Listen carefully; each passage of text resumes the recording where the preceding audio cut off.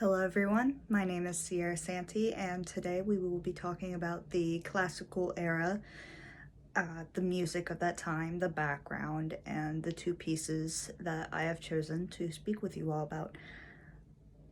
So basically, a general background of this time is kind of the same as the Baroque, only this time obviously it's in the 18th, like late 18th, early 19th century, but for the most part, it's the time of the Industrial Revolution. So when technology really started to hit its stride, it really started to go off. We started getting like factories and steam engines, which I'm sure most of you know about the Industrial Revolution, just like most of you probably know about the French and the American Revolutions, which was also around this time. And when it comes to like the music background, not much has changed. A lot of style that they came up with in the Baroque period, they kind of kept that. But they did add more emphasis, more simplicity, more elegance to their pieces, unlike in the Baroque, which we talked about being very dramatic, very complicated. So, music of the classical era is so much easier to play compared to that of the Baroque period. They had different forms. Mostly, they used the different forms of music they had was like the string quartet, opera, trio sonata, symphony, and one kind of big one is solo concertos, which means it's just solos with maybe a little bit of background music. Sometimes it's just a solo. And a lot of the instruments they used are what we now know as concert instruments. Like they had the piano, violin, trumpet, the drums, cello.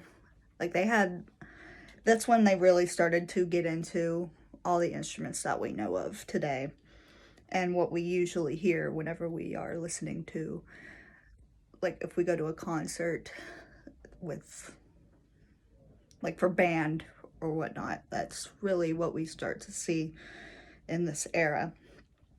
The two songs that I chose, they have the same name.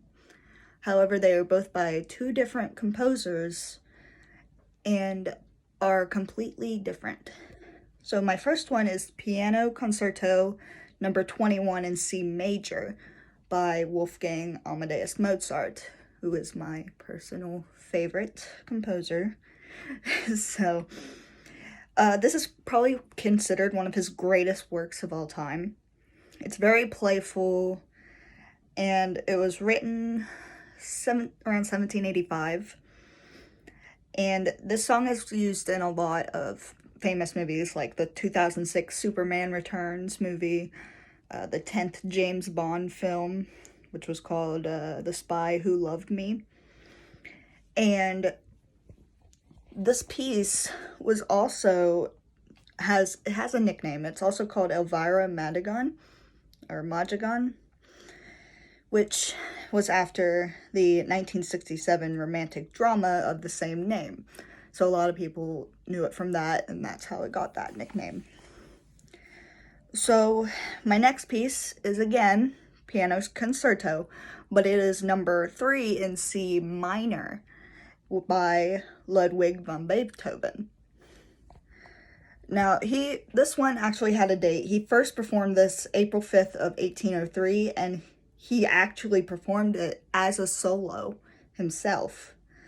And this was the first time anyone has ever used the minor key in music. So Mozart used the major key, and Beethoven did his piece in a minor key.